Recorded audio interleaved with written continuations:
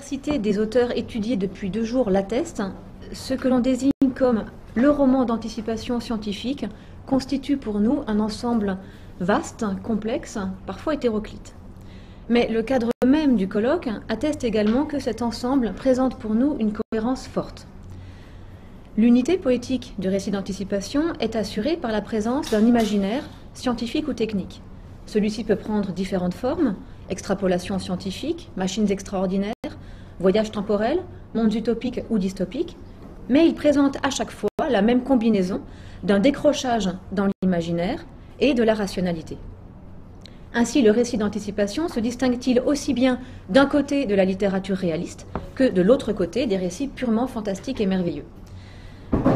Mais cette définition de l'anticipation est étroitement dépendante du contexte historique dans lequel on la prononce. L'unité du corpus, telle que je viens de la formuler, devient visible pour nous en raison de 2 phénomènes historiques qui ont pu jouer le rôle de révélateur. Le développement de la science-fiction, dans la seconde moitié du XXe siècle, nous a largement familiarisés avec la possibilité que la fiction puisse être fondée sur un imaginaire rationnel.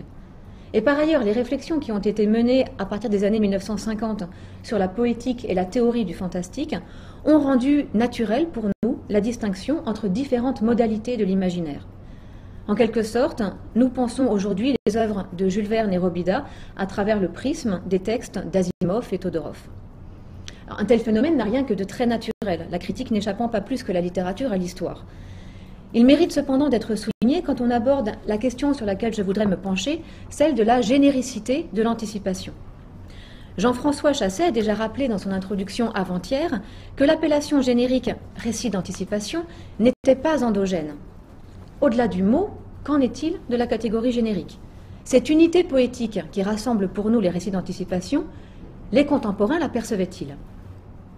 Je voudrais tenter de répondre à cette question à travers une caractéristique du corpus que le travail accompli par l'équipe de l'ANR Anticipation sur la base de données a permis de mettre en valeur. Edgar Poe est l'une des références récurrentes dans les discours sur l'anticipation. Avant de poursuivre, je dois présenter mes excuses aux nombreux anglophones présents dans la salle, car je prononcerai le nom d'Edgar Poe avec un accent désespérément français. Ma seule excuse, peut-être, c'est que les romanciers d'anticipation ne faisaient sans doute pas mieux que moi. Je reprends donc sur la base de données dont vous a déjà parlé Claire Barrel-Moisan et qui nous permet d'indiquer aussi à quels auteurs les critiques comparaient l'œuvre dont ils parlent. Par exemple, nous voyons ici, sur l'une des nombreuses fiches rédigées par Laurence Perron, ici sur le voyage à dos de baleine d'Alphonse Brown, que ce roman a été rattaché à Jules Verne dans les comptes rendus qu'il a suscités à sa parution dans la presse. Si l'on synthétise l'ensemble des résultats de la base de données, qui rassemble les discours critiques contemporains et rétrospectifs, présents dans la presse ou dans le paratexte éditorial, on peut voir qui sont les auteurs auxquels on compare le plus souvent les récits d'anticipation. Ce nuage de mots fait apparaître les noms les plus fréquemment cités, la taille du mot étant proportionnelle au nombre d'occurrences. Alors on ne s'étonnera pas de constater l'omniprésence de Jules Verne, ni la récurrence de Wells. Mais la forte présence d'Edgar Poe peut sembler en revanche un peu plus surprenante. L'étroitesse du lien entre l'œuvre française d'anticipation et Edgar Poe apparaît aussi quand on observe d'autres données proposées dans la base. Outre les auteurs cités par la critique ou par les éditeurs, nous avons également recensé dans la base les auteurs qui étaient cités directement dans l'œuvre par les écrivains eux-mêmes. Dans ce tableau des références intertextuelles, nous notons ce qui est explicitement cité dans le texte, l'œuvre éventuellement et l'auteur. Si l'on s'intéresse donc au rapport de Poe avec l'anticipation, il faut regarder le nombre de références intertextuelles qui sont faites à cet auteur dans le corpus, en comparaison avec les 2 autres figures tutélaires du genre, Verne et Wells. Les secteurs de ce graphique représentent le nombre d'œuvres qui citent ou mentionnent Edgar Poe, Verne, Wells ou 2 de ces auteurs. À chaque écrivain revient une couleur primaire. Et ici, c'est Edgar Poe, en bleu, qui l'emporte haut la main. Donc devant Verne, il est l'auteur le plus souvent revendiqué dans les œuvres sous la forme de références intertextuelles. Il faut enfin ajouter une précision, les 2 corpus ne se recouvrent pas. Les œuvres qui citent Edgar Poe ne sont pas forcément celles qu'on compare à l'auteur des histoires extraordinaires. Edgar Poe apparaît donc comme un modèle pour les auteurs d'anticipation. Ce que j'aimerais me demander, c'est pour quelles caractéristiques génériques il peut valoir comme modèle. L'une des caractéristiques de l'œuvre de Poe est en effet de correspondre à plusieurs orientations génériques.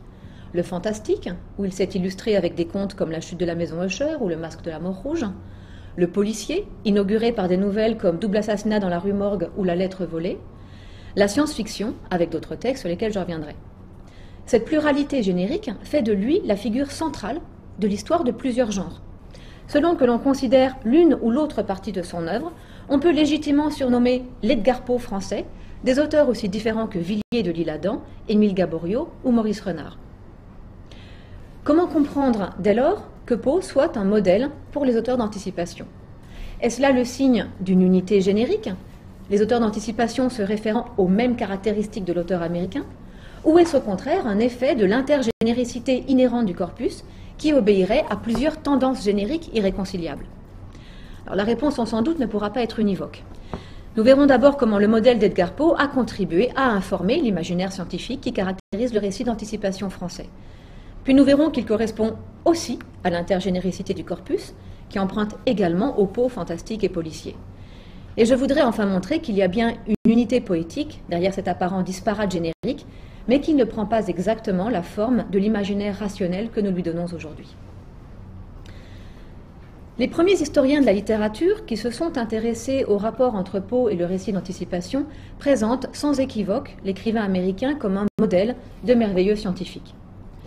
En 1947, dans son ouvrage sur Edgar Poe et les conteurs français, qui rassemble des articles parus dans les 2 décennies précédentes, Léon Lemonnier distingue de façon nette les différentes veines génériques dans lesquelles s'est exercée l'influence de Poe.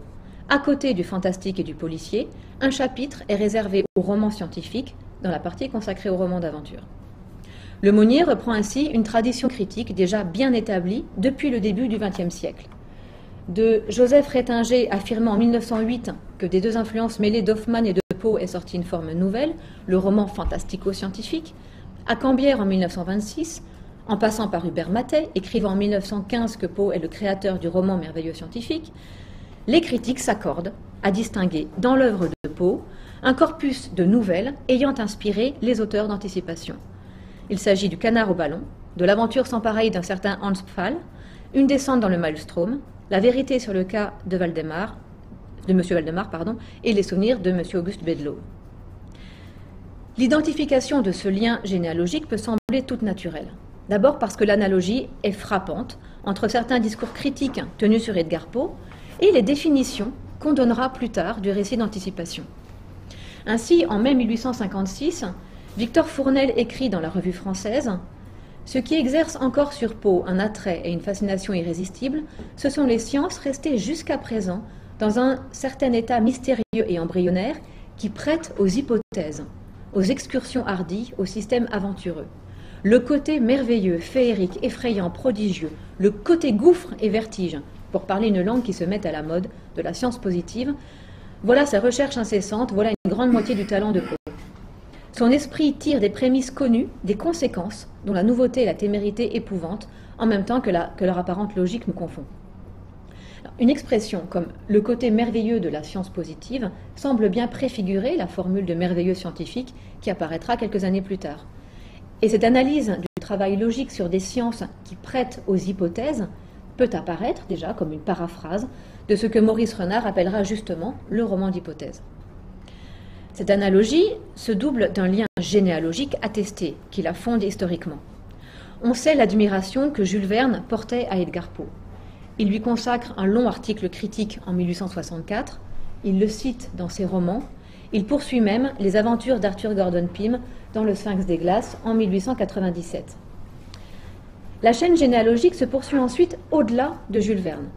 L'association que celui-ci invitait à faire entre lui et Poe constitue un double modèle auquel se réfèrent d'autres auteurs qui s'inscrivent à leur suite.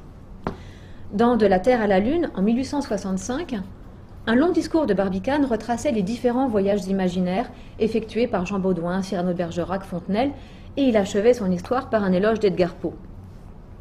Donc en citant l'aventure de Hans Pfaall, et qui finit donc par ce cri d'enthousiasme « Hurrah pour Edgar Poe !» s'écria l'Assemblée, électrisée par les paroles de son président. 20 ans plus tard, André Laurie reprend pour l'épigraphe de son roman Les Exilés de la Terre cette généalogie, qu'il complète avec le nom de Jules Verne, et dans laquelle il s'inscrit enfin. Aborder un sujet qui qui a déjà tenté Cyrano, Swift, Edgar Poe, Jules Verne et beaucoup d'autres est chose hardie, cela me jette la première pierre que le problème n'a jamais fait rêver par les nuits claires d'août. Cette lignée poétique, donc, qui commence avec Poe et se poursuit avec Verne, vaut aussi indépendamment de toute référence précise au voyage dans la Lune. En 1901, dans la préface de son recueil Pour lire en automobile, Paul Vibert se place sous le triple patronage d'Hoffmann, Poe et Verne, qui détermine non un genre de voyage imaginaire, mais plus largement une tradition des nouvelles fantastiques reposant sur une donnée scientifique. Et les critiques font de même que les auteurs. Ils citent dans leur compte-rendu de récits d'anticipation cette double référence à Poe et à Verne. On la rencontre ainsi par exemple en 1900 à propos de la bataille de Strasbourg de Jules Lermina, qui rappelle au rédacteur du Matin les meilleurs ouvrages d'Edgar Poe ou de Jules Verne. Et 14 ans plus tard, c'est Armand Praviel qui critique l'œuvre scientifico-littéraire de M. Rony, en particulier La Force mystérieuse, en notant le nombre élevé d'auteurs qui, depuis Edgar Poe et même notre Jules Verne, ont travaillé les mêmes thèmes. Le constat que font les premiers historiens du récit d'anticipation semble donc s'appuyer sur des sources solides. Les écrivains eux-mêmes, comme les critiques contemporains, voient dans certaines nouvelles d'Edgar Poe la source du merveilleux scientifique mise en œuvre dans les romans de Jules Verne et de ses successeurs. Il est donc indiscutable que Poe ait constitué un modèle pour des romanciers d'anticipation. Mais on aurait tort de penser, j'aborde ma deuxième partie, que cette généalogie du merveilleux scientifique reste hermétique aux autres genres pratiqués par Poe. Le système d'organisation générique présente des frontières poreuses, déjà visibles dans le détail de l'ouvrage de Léon Lemonnier, plus complexe que ne le suggérait sa table des matières. En effet, de nombreux textes qu'on peut considérer comme des récits d'anticipation sont cités par Léon Lemonnier, mais dans le chapitre consacré aux contes fantastiques. C'est le cas de textes comme l'Historioscope de Gênes Mouton, L'Ève futur de Villiers de l'Isle-Adam ou L'araignée crabe d'Erckmann-Chatrian. Bien plus, dans les récits d'anticipation, Edgar Poe n'est pas nécessairement cité pour les quelques contes qu'on présente comme des textes fondateurs de la science-fiction. Dans Le Sphinx des glaces, Jules Verne cite les aventures d'Arthur Gordon Pym, bien sûr, mais aussi Le domaine d'Arnheim, L'ange du bizarre et le poème Un rêve dans un rêve. Loin d'assurer l'unité du corpus, les références à Poe révèlent donc l'intergénéricité fréquente du récit d'anticipation. L'écrivain américain est régulièrement cité aussi pour ses textes policiers et ses contes fantastiques. J'en donnerai quelques exemples.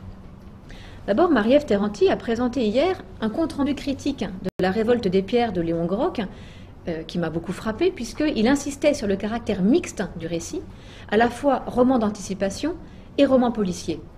Eh bien, c'est pour ce dernier aspect qu'Edgar Poe est cité dans le roman de Léon Groc. La lettre volée donne au personnage l'idée de la meilleure cachette qui soit, c'est-à-dire la cachette visible, en fait, à tous.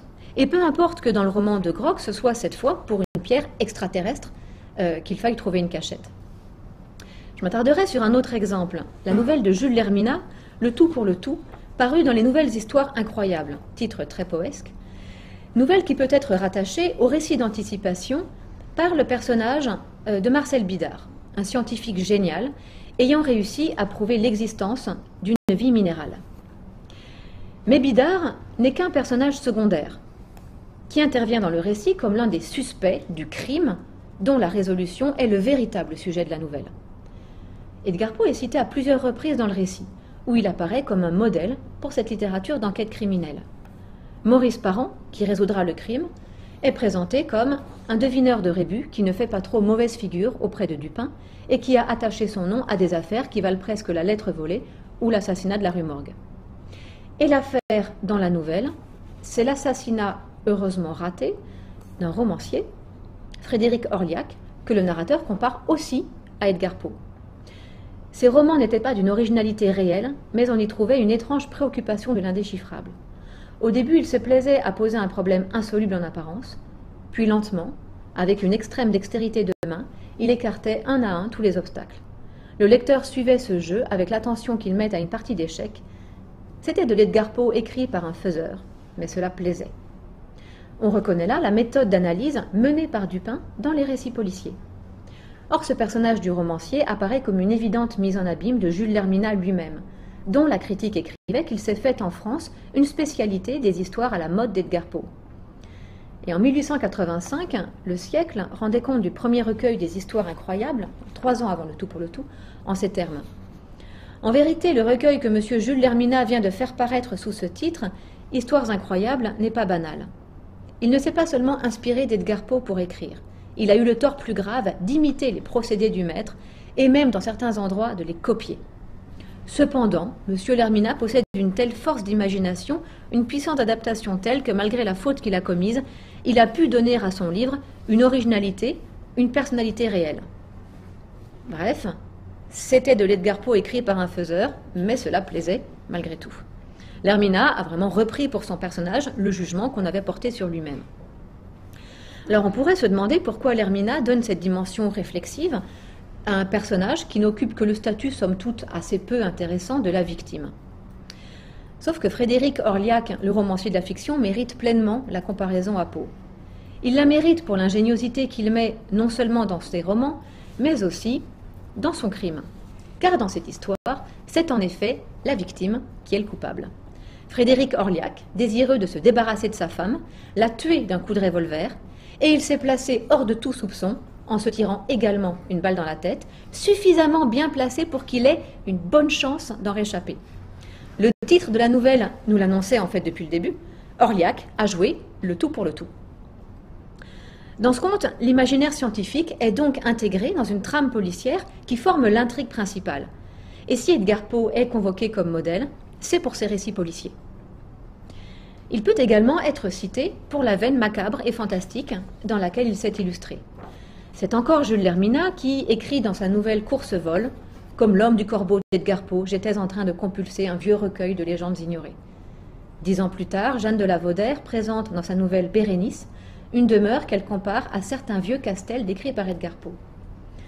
Ces 2 très brèves citations me semblent significatives, parce que les 2 contes de Lerminat et La Vaudère s'inscrivent chacun pleinement dans la modernité scientifique, avec pour l'un l'invention d'un appareil permettant de voler dans Course-vol, et pour l'autre la fameuse carnoplastie qui dégoûtait à juste titre Sarah Mombert dans Bérénice. Mais ce n'est pas pour cet aspect de modernité scientifique que Poe est cité. Il est cité pour un imaginaire gothique, fantastique, rattaché dans les 2 textes au même adjectif, vieux. Loin donc d'assurer l'unité du corpus, le rôle de modèle de Poe révèle plutôt l'intergénéricité fondamentale de l'anticipation, qui mêle invention scientifique, fantastique et policier. Et encore, cette notion d'intergénéricité est-elle à manier avec précaution, parce que ces genres ne s'institutionnalisent que progressivement.